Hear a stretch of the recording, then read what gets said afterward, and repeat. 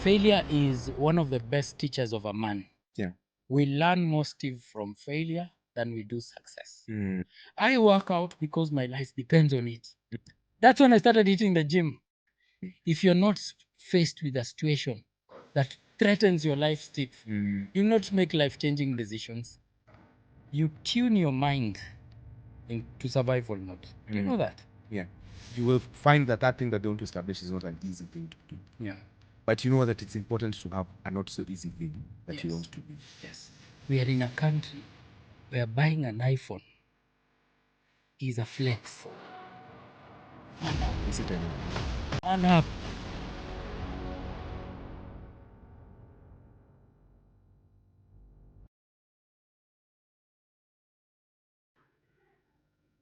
Hello, everyone, and welcome to another episode of the Man-Made Podcast KE. My name is Stephen Mbaki. I am Silas. Yeah, this is where we unpack masculinity in the 21st century, and our goal is simple: to rebuke, refocus men, and re-energize them as they aim to achieve their objectives. And yeah, I think first of all, episode 2 we're making progress. Tutashinda tu tukitrack where we are. And we thank every single one of you who's been with us from the start of this journey. Yeah, so thanks for tuning in. So we're going to dive into another trait, but before that, Silas, uko hali gani? Let's just start with a quick check-in. Uko aje? Mimi niko hali shwari. Manchester United as usual. Come on. We are doing well. See, it was to refocus, man. Refocus. No, we're just doing well. We're doing well. I'm a big fan of. You had a good weekend. I had a good weekend. Mlishinda game. I was happy. At least I was happy. They have wiped away my tears. You know, they say there are few things that can destabilize a man. One of the things is when your team loses over the weekend and you have to face the Monday. Yes. Yeah. So some men might be suffering because their team did not win.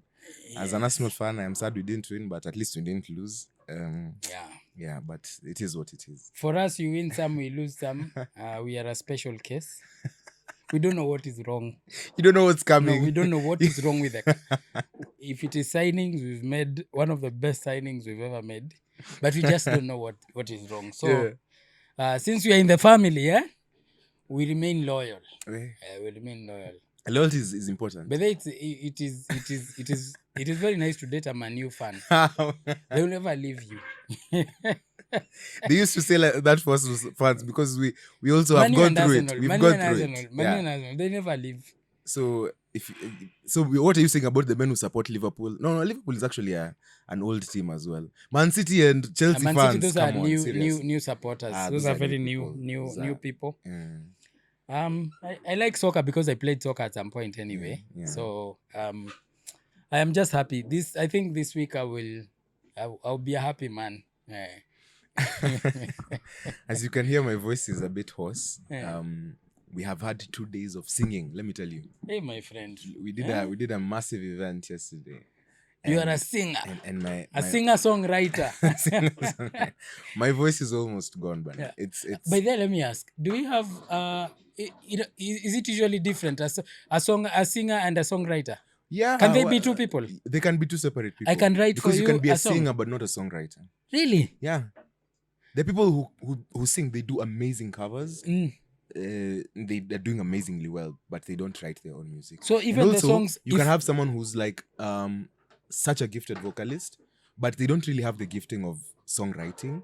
But they have someone else who's like a gifted poet or someone who can scribble down good songs for them, and then so they kind of work together. Let me ask, have you written something? And then they sing it out. It's yeah. But so I can claim the song is mine, but I'm not the one who wrote it. Somebody else wrote it for me. Yeah, but people end up giving credit. Like just get ni vizuri bedhe kuangalia those how they credit people in the songs. Because you'll find that another person maybe is the one who composed or is the one who wrote the initial. So there is also a line, composer. or they co-wrote with someone else, you know. Sometimes you don't write songs by yourself. So, yeah. I thought if singing is just get the lyrics, write them down, you have that mind because you know the flow. Yeah. I don't know how I would sing someone written a song that someone has written for even me. major artists we know have hit their music has been written by someone else. Like, for example, I think Rihanna has sang songs that have been written by, who is this? Sia.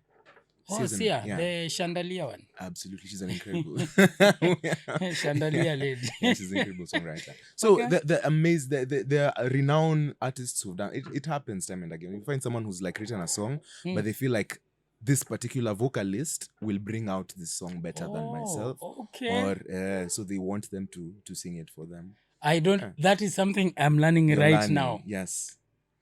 So when I hear musicians say he stole my lyrics or he stole my song, could be something related to that. That's how people steal people's songs. Yeah. In one episode on the podcast, it was a law. Do not always say less than necessary. I made a comment that said this is how musicians' songs are stolen. Yeah. Okay, now I know. I'm honestly really proud, by the way, just going back to what that weekend was. I'm really proud of like how we were able to get that event done. I think that's one thing, that major achievement, in as much as you get through it and then your voice is gone, but then umechoka and you're tired, but it's worth it. It was worth it. By the way, I watched doing it. that practice. I watched it. It was, I can't wait for the edited version. Yeah. As It Mix would also be Master, very Mix interesting. Master Lazaro. Yes. As Mix Master Lazaro Does his job. does the his thing, job. Yes. But it was amazing. Yeah. I didn't attend, but I watched. Yeah. And I loved what I saw. You all were dressed in yellow and navy blue. Yes. That was it was, Yeah, it was an those amazing were time. It was good a good colors. weekend, yeah. They were good colors. Yeah, so for every episode that we start, we usually like to start with anchoring ourselves in what we believe. And we say this so that you can also know and not forget. We believe that the triune God created man in his own image and likeness. He created them male and female. We believe that every single one of us, every single man, is exceedingly sinful and in need of a savior. And we believe that Jesus Christ, the Son of God, is, and also the second person of the Trinity, is the only perfect man who has ever walked this earth. And he's the one we seek to emulate. Yeah. And why we say this is because when you study across history, all the great men that you see, as long as they are flesh and bone, they say something must kill a man. Yeah, that's true. The strongest one was felled by a woman. The wisest one was felled. Okay, I'm not saying a woman must kill a man, but yeah, it's usually they mostly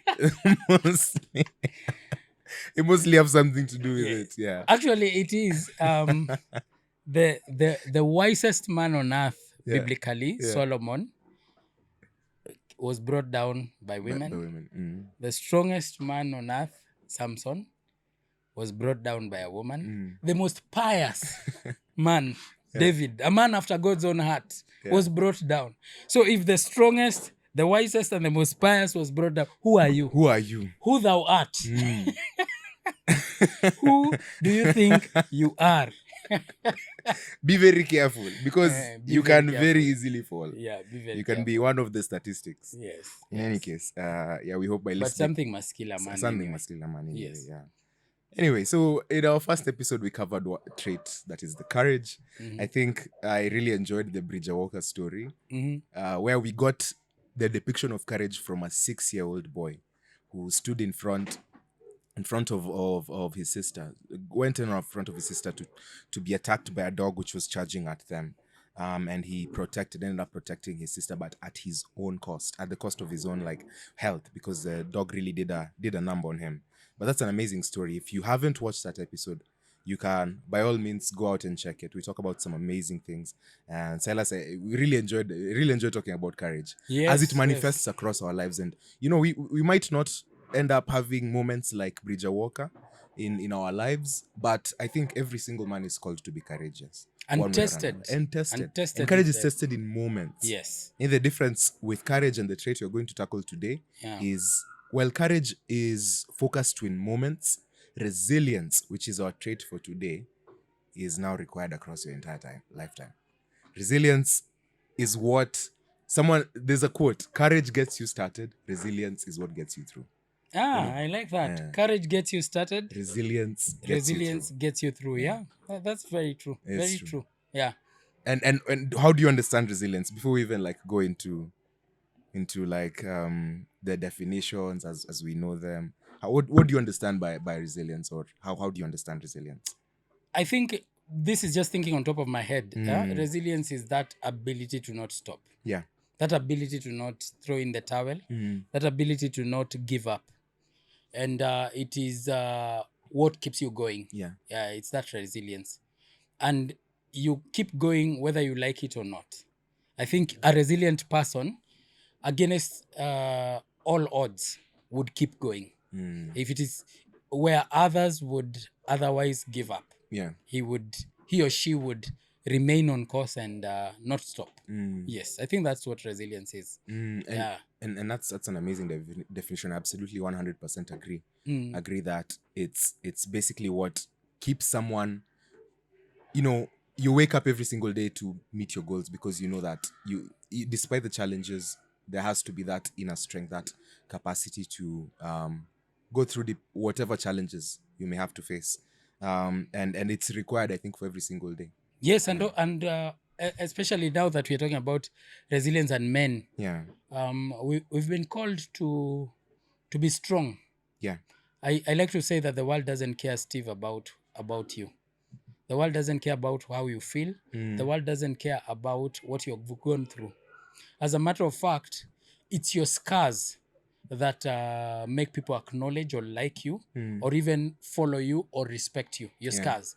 There's a story we did on 48 Laws of Power of a Roman general. And this Roman general, he was a very good guy. Almost an enigma. He was almost worshipped. It was on the law, always say less than necessary. Now, this guy was a mythical figure because of how many wars he won. So one day he decides to get to politics. Something must kill a man. So he decided to go to politics. So the first day he went on a platform. Just went on a platform. And what he did, he removed his robe. He was a Roman soldier. When he removed his robe, everyone saw marks on his body. And people fell in love with him without saying a word until he spoke. Whoa, He ended up dead. Until he spoke. So Until it he was a spoke, law of just so know what to say, when to say it. Yeah. So when he stood there, everyone, he was a mythical figure and people had attached a lot of mystery to him and he was very attractive because of that. Yeah. Rome was actually singing praises. And during those times, when you go to wars and you win, songs are sung about you. So there were so many songs about this particular general. Look for his name. So when he started speaking, he started very well, talking about his exploits, military exploits, and all those things. Yeah. And then he got to a point where he started bashing his opponent. He started becoming too much in his praise of himself. Very soon, that particular mystery was debunked. When people just looked at him and saw, kumbe, this is a very ordinary guy. Why are we following him? And the more he spoke, the more people started growing resentment against him. Yeah. Until the time they demanded for his head and he died. Wow. He never got into power. Okay. Something No, the 48 Laws of Power something must kill a man. 48 Laws of Power has very interesting stories. Yeah. Very interesting. Yeah. And they're historically correct because I checked. Yeah. It's factual. These are things It's that factual. happen. Yeah, it's factual. One would say that it is anticipated that you will go through discouragement maybe because of failure. So failure is expected. Yes. Failure is an expectation. It is the response to failure that shows what resilience. Exactly. That shows resilience, rather. Exactly. I say this. We learn more. Failure is one of the best teachers of a man. Yeah. We learn more, Steve, from failure than we do success. Success is good. Success is enjoyable, but it doesn't teach us as much as failure does. In failure, you learn everything you need to learn. I believe that every man must fail at some point in their life. Yeah. At something. If you've not tried to fail at something. Try to fail. You're encouraging people, try to fail. Just fail at something because it will failure teach teaches you. When marriage fails, it teaches you something. A relationship fails, it teaches you something. A business, when a business fails, you learn. You will never learn if you don't fail. There are people who get very discouraged. Yeah. And you know, failure is like hitting rock bottom. Mm, You know those rock bottoms that have basements. yeah. You if you go any way down, you are dead. Any way down is in the grave. You are at rock bottom. Yeah. I usually tell people that's one of the best place to be. I'm not saying best place because of in terms of enjoying. Or you won't enjoy it. The only way from there is up. There is only one way. Hey, Death or up. I've kept hearing this thing about like men craving that rock bottom Yes. so that it kind of allows you, it shows you that you can go up. Yes. You can actually go up. I am who I am today because of rock bottom. Rock bottom was the loneliest place I've ever been, the most painful place, the toughest place I've ever been. And I got to a place where I believe you cannot break me any further.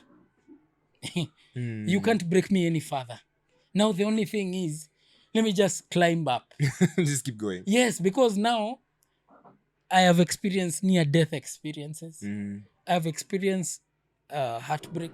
I've experienced betrayal. I almost certainly expect it. That's a very good place for a man to be. Because now, nothing would be able to phase you.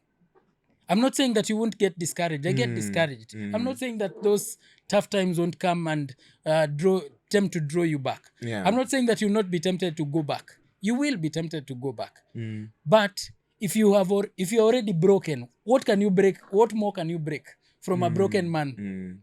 So a man must be broken first. Be broken. At that time of brokenness, so many people even unalive themselves. They commit suicide.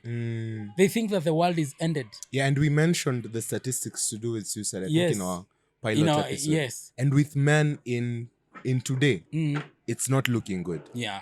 Especially when you compare with the other gender. Yeah. In the US, it's a man is 4 times more likely To commit than suicide. a woman to commit suicide Yeah. today. Yeah. Heading to close to 4 times more likely. In Kenya, the statistics stand at around 3 times more likely than the other gender to commit suicide. Yeah. So that tells you something. Exactly. And you see, when you get to that rock bottom, those are the voices. Yeah. End your life. There's no hope. Even today, a few hours ago, not a few hours, even a few hours or 1 hour ago, I am just from a 1.5 hour, no, like a 1 hour call with a man. And guess the topic. A woman. A woman. Yeah. Huyu amefinyangwa, huyu ametengenezwa. Has he learned? Does he? I have sadly they don't learn. Many don't learn. But is at a place he's told me, I've even got to a place I wanted to commit suicide because of this woman. Because of this woman. Just a few, and you know, I receive those calls. When I get those calls, I pick them. Yeah. When I hear it is a man, for a man to come and call you and tell you I'm in trouble, they are really in trouble. So I was telling this guy that where you are right now, the only way is up. Yeah. You cannot go further below unless you want to die. Yeah. The only way is up. Pick yourself together. I think I have a theory, especially when it comes to the successful men or people we have seen do exploits. Yeah. I have a theory that resilience has a compounding effect. In what way? So yes, you can be courageous at some point, but courage can dwindle. Like if someone is courageous and then they face a setback as a result of the courage that they had, so that might communicate to them that I don't need to take such a risk again. But if you are resilient to pick yourself up from that setback and be courageous again to go again and get started, then that resilience begets more resilience. Exactly. Because even if you face another setback, you'll be like, I faced this setback. I faced a similar setback before, but I was able to overcome it. Yeah. And I learned these lessons from the setback. Yeah. So now I was able to employ better strategy. And I am now more resilient moving forward. And I guess the whole point is, if now resilience begets resilience, one, you end up being more courageous. Yeah. And you end up accomplishing more than you actually believe Exactly. yourself capable of accomplishing. Exactly. Yeah. All those people that I have read that are successful in business, all the people I have read that are successful in relationships, all these books on relationship, the backstory is this. This person who is a person who's advising people on relationship is from the pits of hell in terms of relationship. And you examine, you'll find that. Yes. That's a fact. No, they give the story. Most of the books on relationship and masculinity begin with the story of the guy. Like there is a book called The Wall Speaks. I like talking about that book. Jer was cuckolded. He lost everything. He was overweight. He was brought up in an abusive home. Brought up by a single mom who kept getting married to different abusive men. He was abused the whole of his life. He was very shy because of the abuse that he used to go through. He could not even speak in public. Yeah. When he got married to a woman similar to who the mother was. Yeah. A woman who was a person who invited a lot of men in her life. So this woman ended up cheating on him. He was cuckolded and he was left. He lost everything. Then he started building himself from there. He was at that point. Whenever you see these books, why I like to read and interact with this book, why I pick calls from men when they call me, I want to hear that moment. I want to test. There are some who call me to joke. Yeah, I know this guy has not experienced anything. I can almost tell whether someone will follow my advice. Yeah. I can almost always tell whether someone will follow my advice based on their story. What gives you a hint as to their character? What gives you a hint as to whether they will follow? How have they reached rock bottom? Rock bottom will teach you. When I reached rock bottom with regards to my health, when I was almost dying, that's when I started hitting the gym. I have not stopped ever since. If I never got there, Steve, I wouldn't be this committed and disciplined in working out. I work out because my life depends on it. I don't like it. 90% of the time, 80% of the time I hate it. But I wake up in the morning and I'm like, not today. Let me just sleep a little bit. But I'm like, hey, boss, remember rock bottom? Remember rock bottom? I end up in the gym. So what makes me know that this guy is not going to take advice is how far down the pit they have gone. There are some who are just up kidogo. They're just sinking kidogo. Yeah. They just need to do a little bit of effort. Yeah. Most of those people, when it comes to relationship, usually convince themselves that if it is a lady giving them trouble, that she will change. They try to play savior. We have only one savior, Jesus Christ, the Son of God. So they try to play savior until they get there. If you read one of my favorite books written by a woman who is a Kenyan, is Confessions of Nairobi Men and Women. Yeah. I like it because it is people's stories. Yeah. And in those confessions, rock bottom is what the people who give these stories, many of them don't get resilient or don't change when the thing starts. They endure that abuse until they get to a point where you cannot abuse them anymore. That's when you start coming up. If you're not faced with a situation that threatens your life, Steve, you'll not make life-changing decisions. I can guarantee you. If you've never been broke, if you've never had a business succeed and then go down the drain, if you've never fallen from on top of a cliff to the ground, you'll never appreciate resilience. Only those people. Look at Akina. Do you know that how many apps Mark Zuckerberg created before Facebook? Research about it and see. He had so many platforms. They did nothing. Mark Cuban, the billionaire. Yeah. Do you know how many times he failed? He actually had a secretary who stole from him. They were doing business and writing checks. She would whitewash the checks and go cash the checks.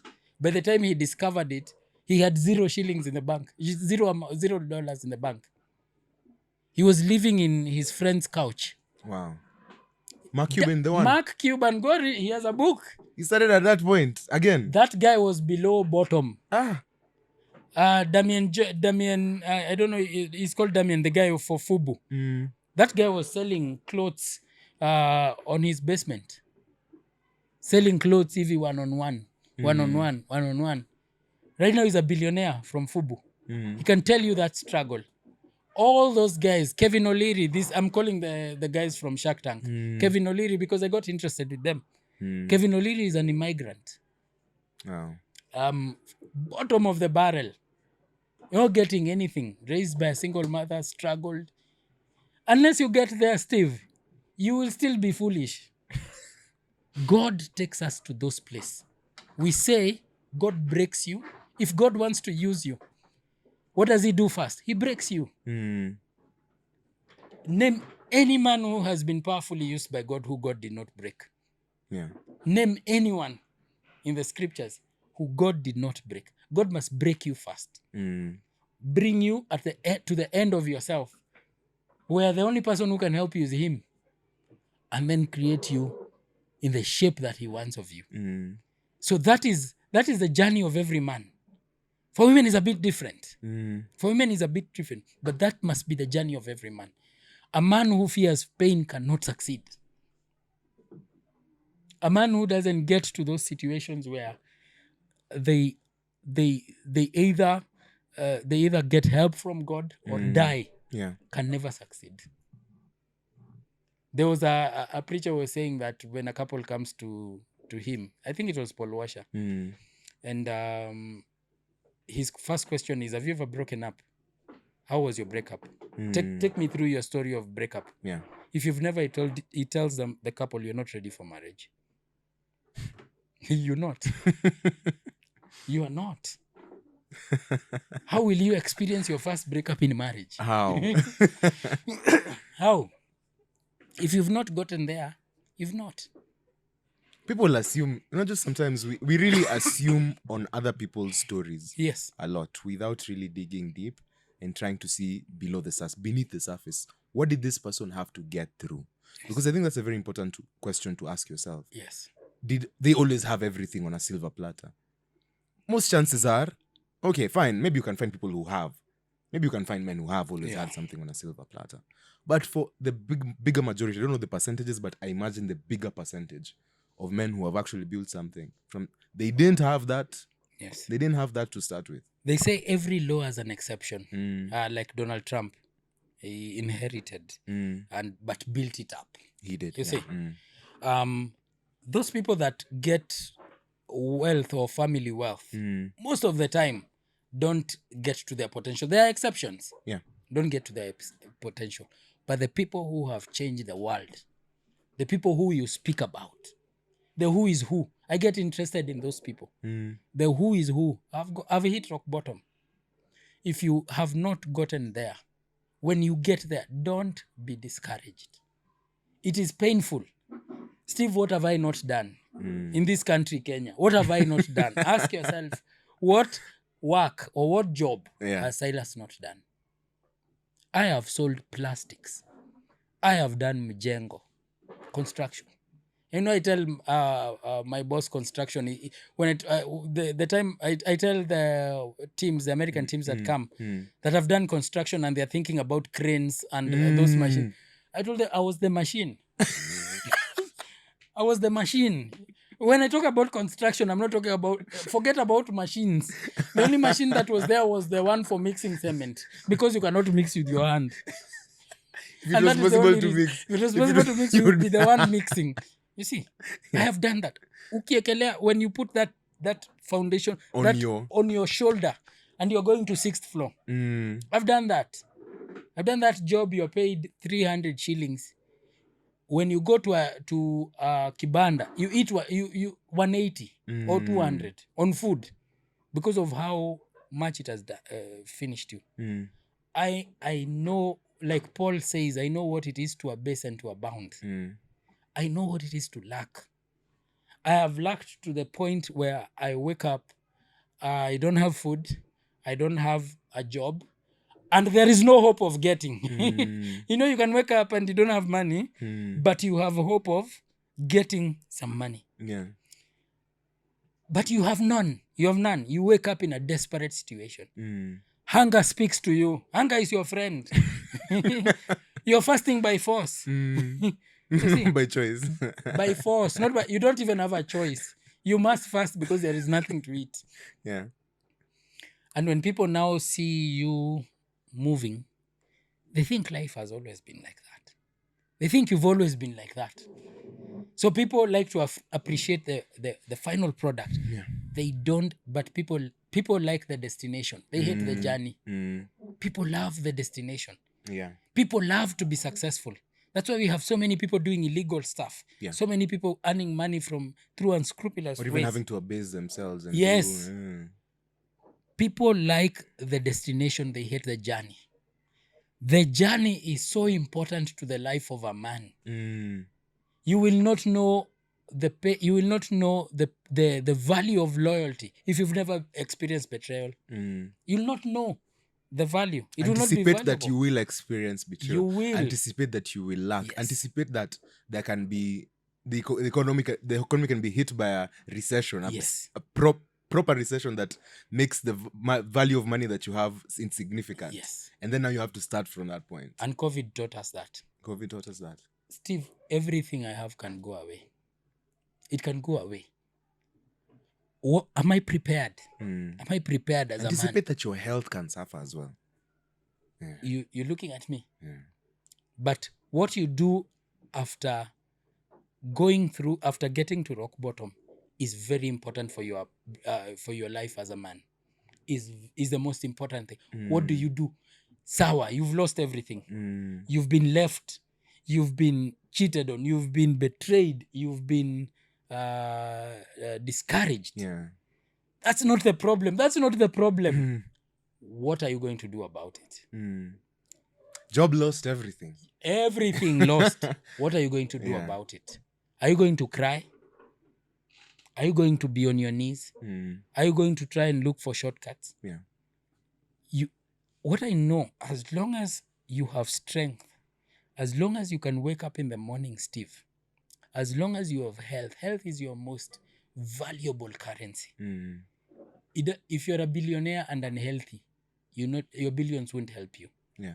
They won't save you. As long as you can wake up in the morning, even in desperation. Steve, I was at a point where I didn't even have shoes. One time someone donated some shoes to me that were zilikuwa na mashimo huku chini. I would step on water na zilikuwa zinaingia. When you go to someone's house, you can't remove your shoes because the stench you will produce there, the perfume, everyone will know. It's going to be... You see, I was in that point. But that's not the problem. Yeah.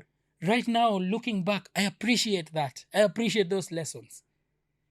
The story that we're going to talk about is a story like that. Yeah. We appreciate when you see those tough times. You must appreciate them. Right. Don't be a sissy. Crying. Don't cry. It will not help. The world doesn't care about your tears, my friend. Especially a man who stands in front of a camera and sheds tears. Unless they are tears of joy. Unless they are tears of joy or they are tears during a mourning. A sorrowful moment. That is the but only not time. Because of hardship. Yes. The only time a man is allowed to cry in public, or the only time we should see tears or we should see your eyes wet, is when you are very joyful. You have made accomplishments and you remember the journey, or when you're mourning. But when you're going through tough times, man up. Man up. Isi time ya kulia. Man up. What will you tell those people who experienced World War I? What will you tell the Nagasaki and Hiroshima victims? Yeah, what will you tell those people who are being bombed? I think even our future, and I don't know if it's just like because we haven't gotten to that stage of development as a country. Sometimes we are quick. We want the final product. We want to be the US. Yes. But we don't want to appreciate that the journey it might take to build such a country, or Japan, or such economies. And I would say that's the mindset maybe some of the leaders who we elect to go with into office. They think, we can just immediately transform this country into... And they don't appreciate that it takes systematic steps. And going through resilience, like even having to, if you're going to get through debt, do you dig yourself further into debt by get over debt? No. Imagine. So it's not. But most people, that's the mindset that... Most of the leaders who have, that's the mindset that they have. Imagine we are in a country... This saddens me. Yeah. As someone who is very interested in financial matters and all that. We are in a country where buying an iPhone is a flex. We are in a country where buying a car is a flex. We are so behind as a country. And Africa, I bleed for, I weep for Africa. I weep for Kenya. We are in a country where a successful person is viewed by the car they drive. So people are buying cars. A car is a liability. A car is good, but it's a liability. Robert Kiyosaki says an asset puts money in your pocket, a liability takes money away from your pocket. We are in a country where iPhone 17 is out. We are in a country where being successful is having that. Americans, when an iPhone is out, they make lines, very huge queues to buy it. They are so economically empowered. I cannot show my boss a car. A car is nothing. Range Rovers are being used by cops. Range Rovers are being used by cops abroad. If you go to Dubai, those guys are using those high-end cars, the public servants. We are in a country where success is buying a car. I am waiting, and I weep for our country. I'm waiting for the day that success will be industrialization. I'm looking for a time when success would be, I have employed 200 people. Yeah. I'm looking for a time where success will not be these things. These are useless things. Raise the standard of living, you know. Yes. Imagine when I look at the flex on Instagram of cars and receipts, we are in a country where someone thinks that being rich is going to a club and buying an expensive liquor and washing your hands. Oh my goodness. May the Lord help our country. We are in such a country. In a country where someone thinks that rolling money into a bouquet of flowers. Yes, is flex. We are in such a country. We are so consumer minded. Yeah. We have so been colonized. And I think this is why people abroad look very down on Africans, because we have put ourselves like that. We are in a country where buying liabilities is a flex. When Chinese are building industries, they're employing people, they're creating jobs. We are in a country where our young people think that buying a car is a flex. May God help us that we one day know what wealth is, because we don't seem to know it. Those things are liabilities. Someone is buying a car, and I'm not saying don't buy a car. You buy your car, but don't think it is a flex. Someone is buying an 8-year-old, even if it is a Mercedes, whatever, and a car that has been used by a Japanese or a German for 8 years, and they have decided to discard it and ship it to Africa. Imagine, it's a used car. It's a used car. Somebody used it and decided that I'm done with this car. Let me take it back. They went and repaired it and did this, and then they brought it to Kenya or to Africa. Now here is an African who has made some millions here and there. An African goes and buys that 8-year-old car and believes that that is a flex. God have mercy on us. Have mercy on us. That's why we are a third world country. Yep. That's why we are third world.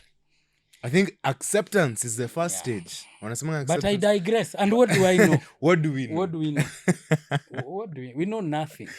Jon Snow. What do we know anyway? We're talking about the journey is important. The journey is important. And I think let's look into the story that we're going to depict resilience through in today's episode. So in 1914, we have a gentleman who I got to research by the name of Sir Ernest Shackleton, who went on an expedition. He went on an expedition to Antarctica on a ship called the Endurance. Now, he set sail from England in 1914. And in 1915 January, when they were just within a day to their destination, January is around the winter period. It got really cold. And when the water had solidified and there were ice flows, we call them ice flows, or the sheets of ice that we see forming, the ship got trapped in between and was now being pushed farther away from the destination. You can't move forward. They couldn't hawangesonga mbele. So they're just seeing their destination and they're being moved away from their destination. It got much, much colder, such that that ship was actually trapped there. And because now, as it's getting colder and the conditions are worsening, that is only going to destroy the structural integrity of the ship. The ship ended up capsizing, and there were 28 men on this ship. And believe you me, it took them between January 2015, not 2015, January 1915 and August 1915 for them to, for all of them, 8 months to be rescued. And not one single man died. Not one single man died. So how did they survive? Not one single man died. How did they survive? So this is now where Sir Ernest Shackleton comes in. This ship was interestingly named the Endurance. The Endurance, yeah, and was trapped in a pack of ice. By October, it was crushed and sank. Now, Shackleton and his 27 crew members were left standing on drifting ice. And this is how Shackleton responded, step by step. First of all, this guy didn't panic. The captain, when he was interviewed after, and he was asked, what happened when all these things were unraveling? And he remember that this person he just remained, you know how people can draw strength from a strong person? That is what he was for those people. So he ordered an organized evacuation. They salvaged the supplies and ended up setting camp on the ice. They rationed their food, the food that they had, hunted seals and penguins, yeah, and stayed disciplined. When the ice floe began to break, that was around April. This is between January and April. And the first plan that they had when they abandoned the ship was to hike to where they could find land, because now they had to move away from the ice. They felt as though their survival chances were less on that ice. But they tried hiking, walking. They only made 12 kilometers in 7 days. That is very, very small distance. An equivalent of 12 kilometers. And so they decided to abandon that plan and stay camped on the ice floes. So they had to figure out a way to stay warm, get food into their systems, get drinking water, and survive. Okay. And now, in around April, well, all of them are still alive by then. But it is reported that almost half the crew was starting to run mad.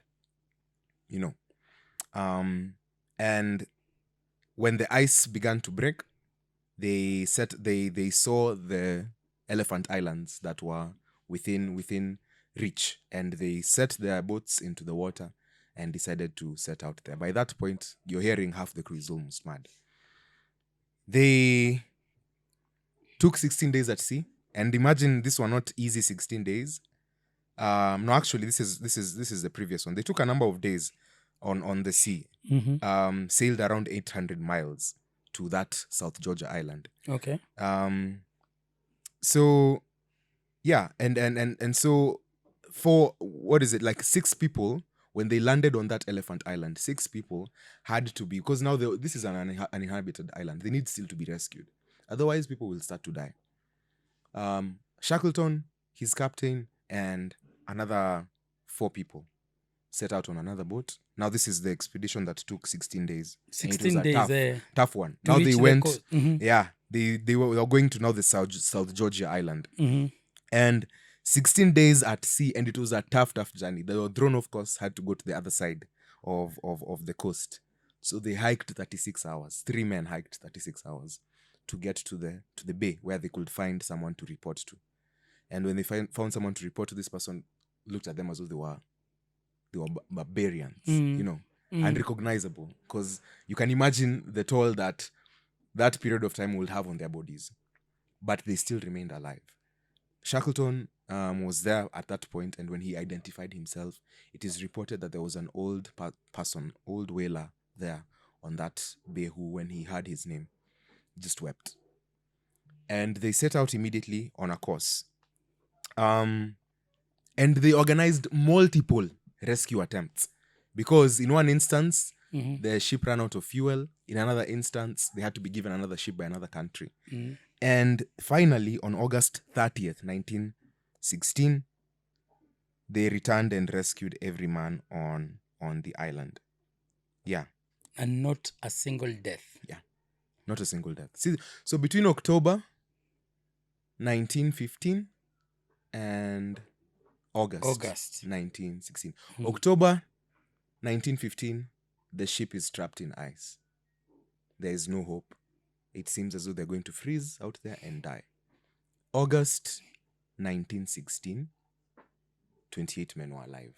They went back, August 30th. Went back, saved this man, and they were returned back home.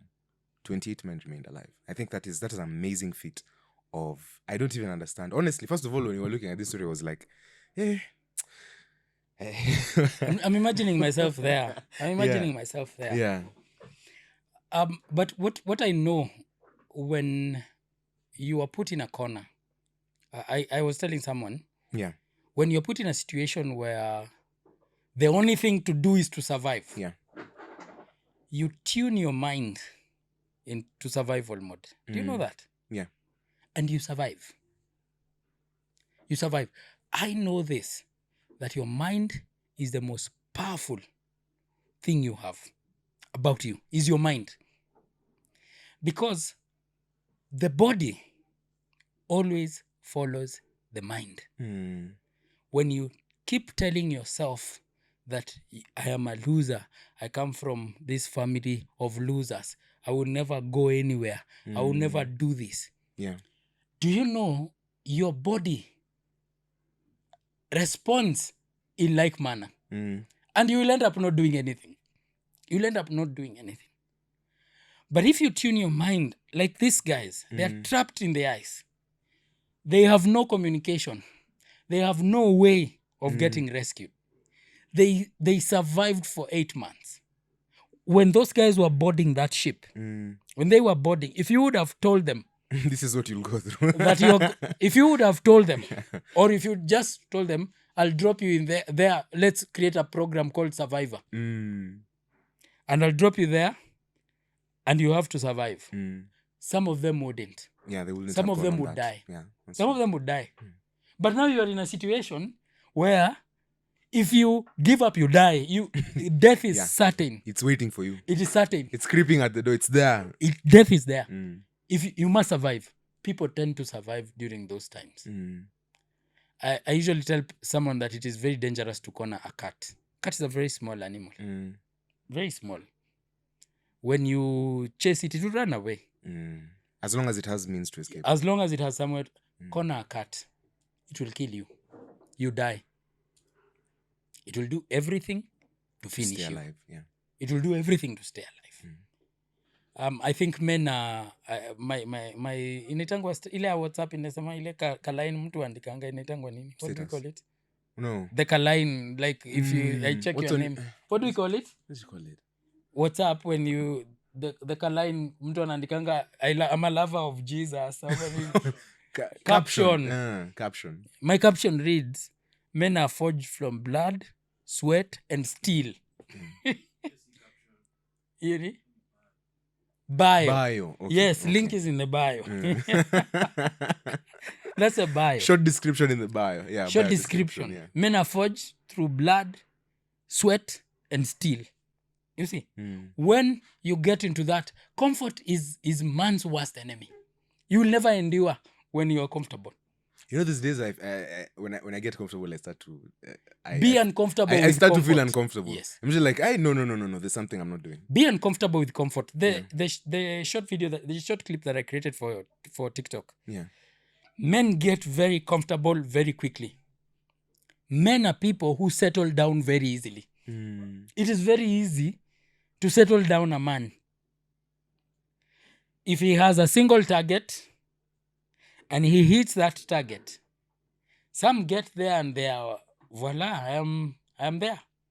That's why you flex with a car. Rather than saying, yes, I have been able to afford this car, can I build an industry? Mm. Can I build an empire? Can I build a factory? Do you know we are importing toothpicks? Aye. What do you mean? I saw, I'm not sure, what- I don't know many things about these things, but I saw that thing I bought in the supermarket written made in China. Toothpick. You see, unless you get to we are not in a corner yet. We are not in a corner. That's why those things that are sinking sand are good for us. In countries or in places where if you want to see your potential, Steve, if you want to see how much you can take, how much abuse, how much insult, how much pain you can take, get to the corner. And where endurance is not an option. Where it is not an option, nowadays it's an option. When you get very comfortable, you settle. I tell myself, the thing that I'm scared of the most is to be not contented, because the Bible tells us godliness with contentment is great gain. Not contentment, but to be comfortable with where I am. I'm always trying to ask myself, what's the next challenge? How can I improve? Yes. Even when I feel like I'm at the peak of my performance, at the peak of my maybe earning, at the peak of what, I ask myself, how can I improve? I think that's what separates that's what filters the dust. Yes. The wheat chaff, from the chaff. Exactly. Yes.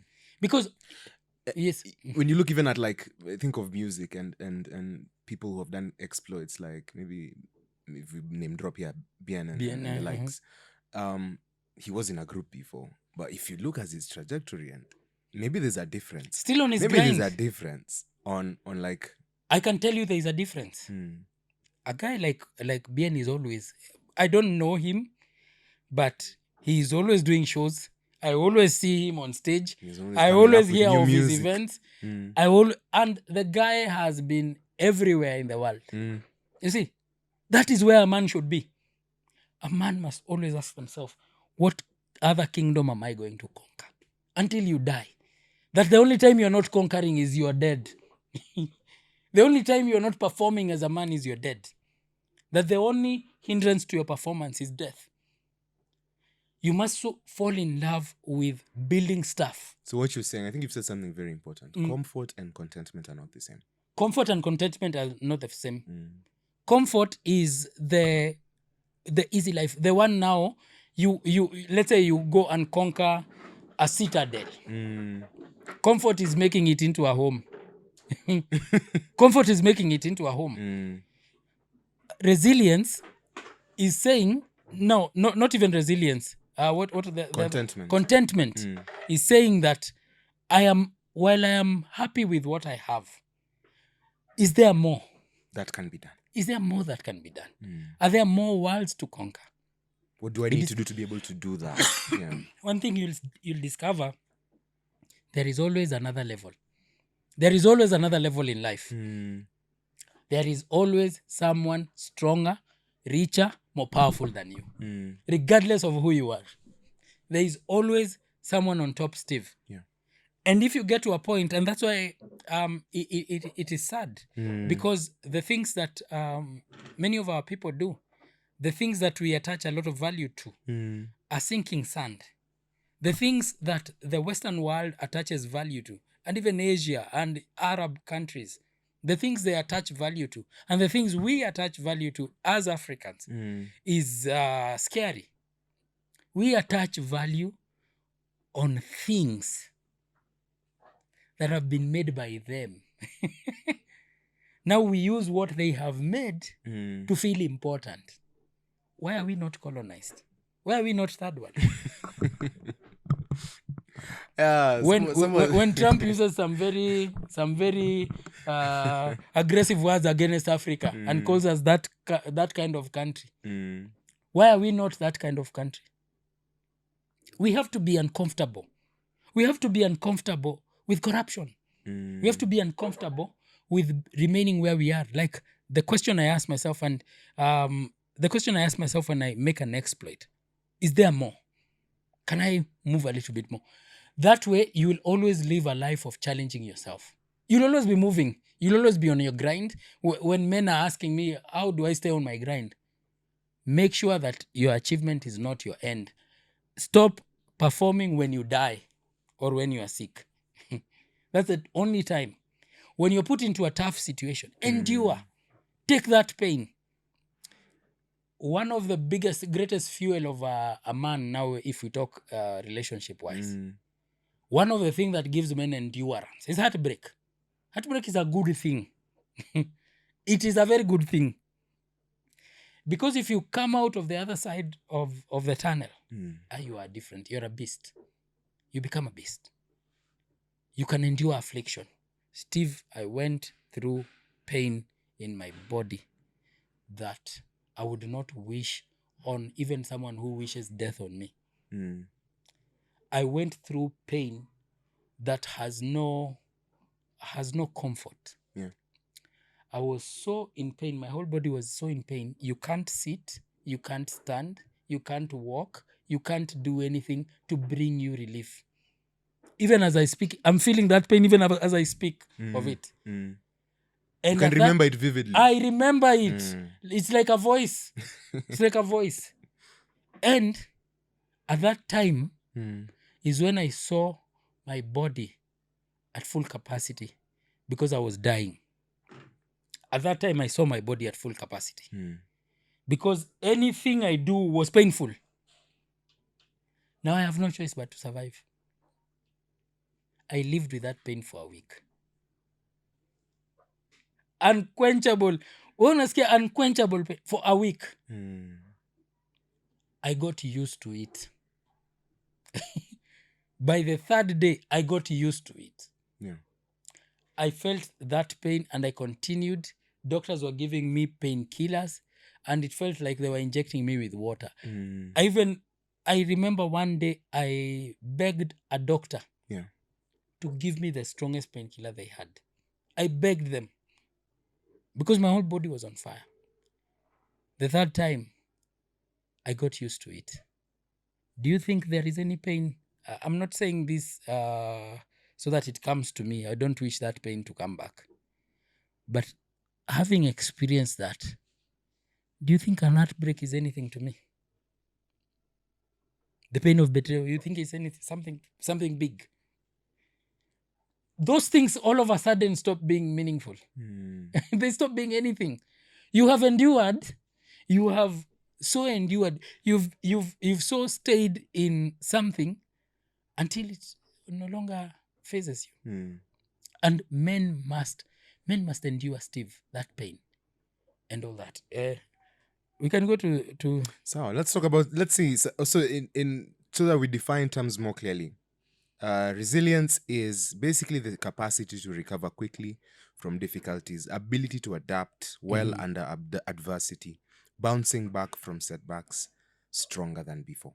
Yeah. And we've talked about that over all the narratives we have put forward here. Actually, when you are resilient, the fruits, the roots of resilience are very bitter. The roots of resilience are very, very bitter. When you go through betrayal, when you fail in business, when you lose your job, when you have nothing going on for your life, those roots are very bitter. At that time, you cry. At that time, you're discouraged. At that time, you feel challenged. But if you come out on the other end, you come out a better man. You come out with lessons. You come out without the fear of getting back. You come out a better person. That's why I advocate for every man to have suffered at some point in their lives.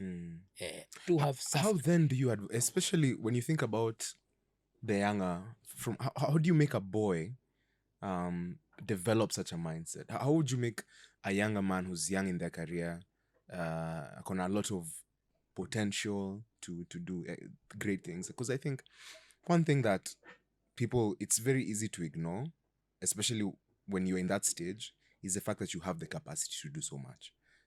Many young men don't recognize that soon enough. Yeah. They don't develop that mindset soon enough. Maybe to prevent them from getting to a place where they have to go through a certain experience where now they hit rock bottom, or they have to suffer serious setback. Yes, they will suffer setback at some point in their life. But how do you develop that mindset even without having someone go through that? Is it possible? It is very possible. Like I'll just give you a practical Kenyan example. I would tell the boy child at their teenage, a certificate of participation is not a certificate. This world does not award you for participating. Stop affirming that. The education system is giving kids a certificate of participation. It is not a certificate. It is not it is not something to be proud of that I participated. In this world, it's only two options: you win or you lose. Once a child is growing with certificates of participation, I hear nowadays in CBC, a teacher is told if you are to reward one kid, you have to reward the whole class. So kids grow up getting rewarded for doing nothing. Isn't it? They grow, imagine they're in primary, getting certificates of participation, getting sweets and rewards for being human. Yeah. Being a human is not an achievement. So they grow up they go to primary school, they still receive those certificates of participation. They go to high school, they receive them. They start getting to the real world in campus. They'll get a few certificates of participation for sports and all those things. They finish campus. All their life, they were used to being awarded for things. Why will someone not kill themselves when a woman rejects them? If they have been taught one way, being accepted. We have to teach our children rejection and being accepted is part of life. Failure and success is part of life. Why do you think people commit suicide after exams? When they score a D or when they fail to get their mark? They have grown being told you are a winner, being awarded. Award winners, I agree. Give number one certificate of participation, honor, and all those things. Do not give number last anything. Don't give them anything. Don't. Because what you're doing you're conditioning failure. Yes, you're conditioning that guy to always learn that the world will give them. Regardless.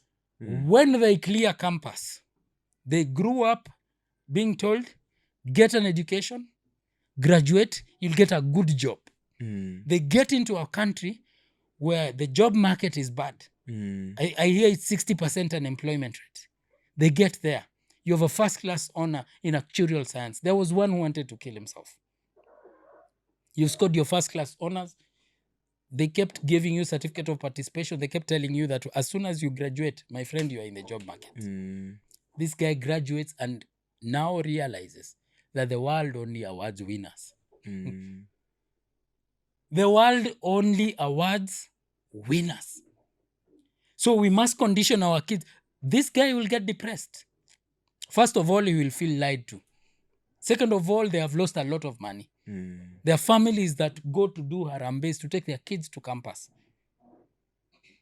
And then they miss the job. Why will you not commit suicide? Why? You have to be conditioned from childhood that there is winning and losing. And all of those are acceptable. When you win in marriage, fine. When you lose at it, fine. When you win in business, fine. When you lose at it, fine. You have to, when you grow with that mindset that I win or I lose, I will be okay. I will not lose my sanity. We will not have the mental issues that we have nowadays. Why is it that with the increase in the so-called empowerment, pamper people, God did not create us to be pampered like that. We are animals in clothes. Do you know that? The jungle rules don't change. If you are a gazelle, you run fast or you get eaten. If you are a lion, you run fast or you don't eat. It's eat or get eaten. It's survival for the fittest. Those are the same laws. Regardless of how man wants to try and put 22s and rims up and color it. That is the world we live in. We are animals in clothes. So when you teach a young person to grow up knowing that in this life you win some, you lose some, they will accept life like that. They will not unalive a girl for rejecting them. Have we not seen a young man drive from I don't know where, Thika to Eldoret to unalive a girl for rejecting him? That's a person who's not been conditioned to lose. One-itis, which is a disease. One-itis, is a disease where you think that this woman is the only woman for me, and if I don't have her, I have no life. It is a disease that it starts at education. Starts in the house. Why is it that the children of Israel were taught the Torah at 12? They could memorize. Joshua was told, this book of the law should not depart from your mouth. You must meditate on it day and night. Sahi tunaambia, we are telling our kids, don't teach them many things because their concentration span. What concentration span are you talking about? No, we just need to look even at what's happening in the Asian countries. Are we going to say that those children are born with significantly different IQs than children in churches? A 4-year-old is a prodigy at playing the piano. Imagine. How did they get there? In churches, the pastor is being told, reduce your sermon length. Concentration span of people. The same people who sit 3-4 hours in boring lectures and meetings. The time of elections, the nullification of President Uhuru's election, I think it was 2017? 17, when it was nullified. Guys sat through 5 hours of Maraga speech. 5 hours. I would move at places, joints, even PlayStation joints turned into a place for watching Maraga. They sat there and they cannot sit through a 1 hour sermon. Cannot sit through. Do you see how we are being conditioned to be weak people? That weakness begins in the home. When a child falls down, the mom is there, pole baba. And this is a boy child. Pole baba, pole, wiping them. My son is very sensitive. He has anxiety issues. My friend, when there comes a war, will your anxiety matter? Your anxiety wouldn't matter in a war situation. A child falls down. If it's a girl, fine. Ladies are brought up differently from men. Ladies need that. A woman's value is their sexuality. That's why God made them curved. So that you can see them and desire them. And because you will be on your purpose and you'll have made the money, they just need to exist with those curves. And you, Njogona, will go and get her and marry her and provide for her and protect her. Who will do that for the boy? The boy will grow up, and when reality hits him, he will not be able to take it. When reality hits. Because I think, the thing is, too many people are too quick to give up. Yeah. Too many people want it easy, as you've mentioned. Too many people are quick or will be quick to look for the easy way out rather than want to endure that hardship. So if they think, even if it's in trying to get the girl, if they think that they can get the most attractive girl in the most easy way possible, then that's the way they will go for, and I think that's conditioning problematic behavior all across. Yes. Let me give you another example. This lady was there. We had a tournament. I used to play soccer a while back, those years. It's been long since I ever played soccer. But then again, our organization, we had a team and we wanted to play in a tournament. And I decided to be the goalkeeper. I decided to be a goalkeeper. And we started the matches. I dived. I twisted my hand. I was in pain to the point that after the tournament, I actually fell down, couldn't walk. To me, that tournament was my team is going to win as long as I am here. If they don't score, it is their business. If they don't score, it's their business. But for me, you're not scoring. You see, I did it with everything I got. I got the award as the best keeper. I got the award. Hey. And it's not, I'm not just coming here to share that. Imagine if you had that mentality in everything that you did, Steve. Right now, I'm here as a podcaster. Where did I learn podcasting? Who taught me? Which school did I go for journalism and communication? I fumbled. If you look at our first episodes, fumbling in speech and all those things. But here we are. What if every man had the mentality that whatever, which is biblical principle, whatever I set my hands to do, I will do it as though I'm doing it for God. It will be as though God is the one who's given me that job. If you are a cleaner, Steve. Oh yeah, put that on. Unaona zile self-affirming nini? Yes. Whatever I'm doing it as unto God. God is my boss. He's the one who's given me that job. So I will wash. If you're a cleaner, clean mpaka mtu akiingia hapo ako, ai, my friend, who has cleaned this? Because this one is sparkling. But what do we have? If you get into that office, do it. And you will see. Like Clement told me, when you put your heart to anything, the universe, in our Christian circles, we say God conspires to see you succeed. You definitely will succeed. Right now, do you know it is very easy to succeed? I'm not saying, don't look at that word easy at face value. Don't look at it at face value. You just need to be better than 90% of the people. Yeah. A notch higher. Just push it a notch higher. When you're in the gym, this is what I tell myself. One more rep. One more rep. One more rep. One more rep. Until failure. One more rep, yes. I was headed to 10. I am at 10. One more. 11. One more. Yeah. There's a time I went to 30. Just saying one more. One more. Kidogo tu. One more. So that's generally being resilient. Is generally that virtue. Listen to this other definition. It's saying sustained mental fortitude, strength of will, and emotional regulation over time. Persistence in long-term goals despite obstacles. One thing, okay, when I have clients and I have a significant number of male clients, I like having male clients because I think it's even more beneficial. It's beneficial for me as a practitioner because I get to understand myself even better.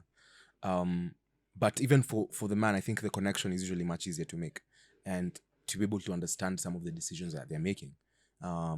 So with men, and this is usually at the onset, I usually like to do life plans at the start. So like, what are their short-term, medium-term, long-term goals? Like, how can they categorize them?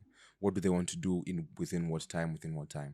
And with men, it's kind of easier to kind of keep them aligned. So when we're having recurrent sessions, it's like, oh, so when I see a certain behavior, I'm trying to connect whether it's tied to that ambition. If it's not tied, I see a dissonance, then I try to interrogate that. I'm like, why are you not aligned to that? What has happened? Is there something that's happened that is keeping you off focus? So that's usually my strategy, especially when I'm dealing with men. And it's usually very, very straightforward. Of course, everyone's story is different. And you'll try and unpack why they're making certain decisions one way or the other through the conversations that we have. So everyone's experience are different and you take that into account. But all the same, when they have at least an idea of, I kind of want to do this. And when you talk to every single man, whatever stage, whatever age, they will tell you that they have a conquest they want to make. They have a conquest they want to establish. They want to establish this. And you will find that thing that they want to establish is not an easy thing to do. Yeah. But you know that it's important to have a not so easy thing that you want to do. Yes. And keeping in mind that thing is not going to be easy. Yeah. Because I think that is what conditions the will and that mental fortitude you're talking about here. Exactly. And the presence of mind to know this is still the goal and I haven't moved away from that goal. If I have moved away from that goal, then I have something is wrong and I need to realign. I need to refocus. I need someone to rebuke me. And I think that's the whole point of like having manhood circles and places where we can kind of talk to each other about these things that we're doing in our lives, even if it is us guys in the space when you are tujawa and you're dating, and you're just like, okay, fine, at least allow another, if it's a trustworthy brother, and if it's someone who's walking in the same trajectory, allow them some insight into what you're desiring to do, When you're so talking that- about sorry. so that they can at least provide you with a feedback loop as to, hey, it seems as though, yes, this was your goal. Why does it seem as though you've not arrived, or does it seem as though you've changed? Because now they keep you accountable. Yeah. When I was telling guys, and some of these shots I create on TikTok, they sometimes spark debate. Other people abuse me. Other people say some very negative things. When I tell men that do not go and cry to your woman, some of them think that I am a chauvinist. And you're saying that men are not emotional. Yes, and I'm saying that men are not emotional. Yeah. A man should have a circle of men. A circle of men. When you go to your woman to cry about your man problems, she has been hardwired to nurture. She has been hardwired to nurture. She will do that to you. She will nurture you. Now, nurture ya ladies is, ipole baba. I'm so sorry, my man. You see, what that does to you, it weakens you even more. That momentary comfort. It is a momentary comfort. And it feels good at that moment. But the other side it's a of deception. Yes, the other side of the spectrum, Steve, come to me and you tell me I'm going through hell. I will listen to you. Yes? I will tell you sorry. But it will end at that one word, sorry. And the next thing that will come out of my mouth is what you're supposed to do. Whereas a lady can pamper you and pamper you and pamper you and pamper you. And in that pampering, you not get a solution. You'll get momentary comfort. That's why I tell men, I'm not telling men to hate women or women don't know. I'm just telling you what you will get from her is momentary. It's very short-lived. When you go to your circle of brothers, you've been left by your lady, and you come to me, I have stories. I have maybe more gruesome stories than yours. Have you ever gone to someone you think you have a problem and they share with you what they have gone through, and you tell yourself, I don't have a problem. Kumbe, this one was not a problem. Yeah. That's the difference between men and women when it comes to comfort. There is a place for that nurture. It is very good, especially during times of mourning. Very good, that nurture. But it is better when you are a small kid. You experience mom's love. But when you become a man, let your woman always see you at your peak in terms of strength. Mental fortitude. Let her always see you at your peak. Let her wonder, how does this guy cry? Kumbe, last night your pillow is wet from tears. Your pillow in the house is wet from tears. But she wonders whether you feel pain. You see? But when you get to men, they won't pamper you like that. A man sees their child fall down. A woman sees their child fall down. They're like, I'm sorry, daddy. A man sees their child fall down, especially if he's a boy. They tell him, don't fall again. I forbid you from falling. He gives a command. He gives an authoritative command. He does not come and say, baba, baba, baba. Doesn't do that. Why? Because men understand the toughness of life and the struggle. Not that women don't. They do, but they understand it from a different lens. It is an issue of lenses. I'm not saying women don't suffer. They suffer, but through a different lens. Worldview and lens. That's true. Yeah. Yes. That's why you see, when you subject a woman into the same suffering as a man, they become masculine. Do you know that? They become masculine. And that's not good. And that's not good. Because now you're giving birth to a man. Abandoning. Yeah. They become masculine. So we all suffer, men and women, in equal measure. And I'm not saying men suffering is tougher than women. No. Mm. We all suffer in equal measure, but different lenses. As a man, know where to go for comfort. Yeah. Go to that brother who will look at you. Umechezwa, si nilikuambia. Nilikushow. I told you. That's the response. I told you. I told you she was not the right woman for you. If I went to my mother with a heartbreak, she'd be like, my son, come, let me cook you some porridge. The man will whip me first. And then after whipping me, he'll tell me, let's go to that restaurant. Or if there are people who drink, let's go to that club. At one day, my friend maybe will see this. And my best friend, his name was Steve. He's Steve. Nimeshindaga hii story ya was. Nianze kukorektiwa. He is still Steve. His name is Steve. No. Okay, let me leave that story. Nimeona itachoma. Utaniambia off mic. Yes. Offset. Aya. Steadfastness of faith under trial, perseverance in Christ likeness over a lifetime. Yes, even for we of the faith, we who believe in this journey, I think one of the things that people like to tag Christianity as an easy believism religion, where once you're there, everything is now going to flow like you're in the land of milk and honey. And when you land, you're actually told, my friend, you will go through refining fire, like the way silver goes through fire to be purged of impurity. Yeah. So that is exactly the life that you're supposed to anticipate. Yeah. And steadfastness under trial calls for resilience. Yeah. Calls for resilience. And that is exactly what it means. And this is what we see in the story. This is what we see in the story of Shackleton. Because I think that's what kept them alive for all those months in that ice. And they had no choice but to remain resilient. No. And these people drew strength from this person who decided to lead that expedition. And I think we've talked about what resilience looks like for men today. And we want people to think of their own quests. So if it's about finding an occupation that generates wealth and ethically and sustainably for life, I think that's something that we think about day in, day out. Yeah. And the key word there is ethically and sustainably. Yeah. Like a man must struggle for sustainability, must be on top of your list. Don't spend. You see, and this I've seen when you the older you grow, the richer you should get.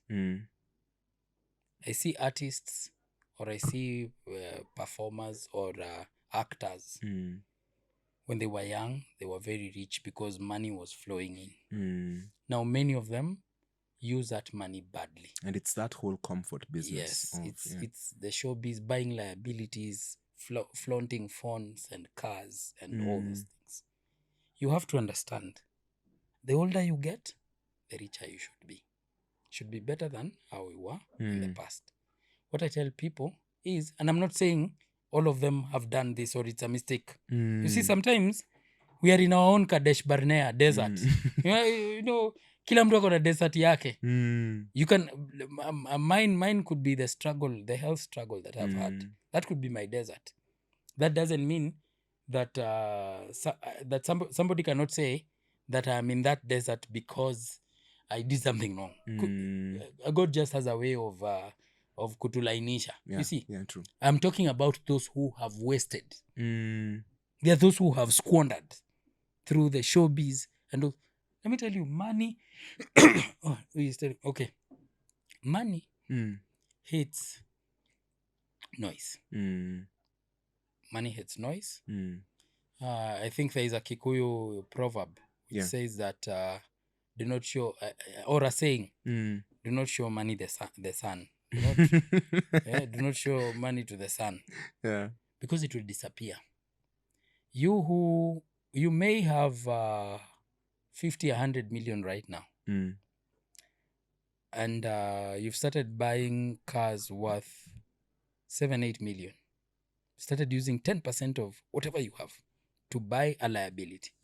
You're spending 10% of what you have. Even if you buy the car at 10 million, we will look at it and say, oh, you got a new car, nice. You live with the consequences. There are spending that 10 million. There are consequences of doing that. Yeah. That's why very many celebrities who are flaunting when I was young are not there. They slid into oblivion. So if you don't prioritize sustainability, how do you prioritize sustainability? Delayed gratification. Yeah. And that is also resilience. Deny yourself now and build slowly. There's a time you're going to build a whole kingdom. Now you can sit and buy the cars. And at that time, when you get there, you will see a car as a very small thing. It will not be worth the trouble. The reason why I'm saying this, I have sat down with people who have serious money. You don't know. You will never know. I have sat down with people, my friend, who have serious money. You will never know. Some of them, you meet them at the traffic jam with your Porsche.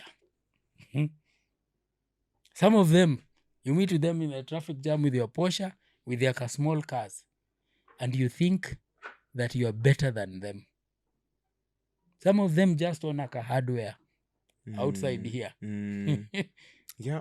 Some of them, when you see money being flaunted, when you see money that screams, it is number one, either not genuinely gotten. It has been gotten from not ethically.